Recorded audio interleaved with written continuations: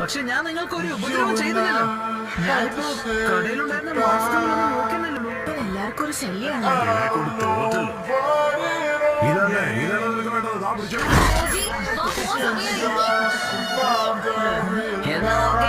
ഞാൻ വീട്ടിലേക്ക് പോവാട്ടോ. നീ എന്താ ഈ ചെയ്യുന്നത്? ആ പയ്യന്റെ കൂടെ കളിക്കരുതെന്ന് പറഞ്ഞിട്ടില്ലേ? വാ വീട്ടിലേക്ക് പോ. നടക്ക്. നിന്നോട് കൂടുതലൊന്നും പറഞ്ഞിട്ടില്ല അല്ലേ? നയൻ ടൈൽസിനെ കുറിച്ചുള്ള പരമാവധി വിവരങ്ങൾ മറച്ചുവെക്കപ്പെട്ടു എന്നാണ് എനിക്ക് തോന്നുന്നത്. മാത്രമല്ല, നീ എന്റെ മകനാണ് എന്ന് അറിഞ്ഞിരുന്നെങ്കിൽ നീ പലപ്പോഴും അപകടത്തിലാവുമായിരുന്നു. എന്തിനാണ് നിങ്ങൾ സ്വന്തം മകന്റെ ശരീരത്തിൽ തന്നെ നയൻ ടൈൽസിനെ സീൽ ചെയ്തത്? അതുകൊണ്ട് ഞാൻ അനുഭവിച്ച കഷ്ടപ്പാടുകളെ പറ്റി നിങ്ങൾക്ക് വല്ല ധാരണയുണ്ടോ?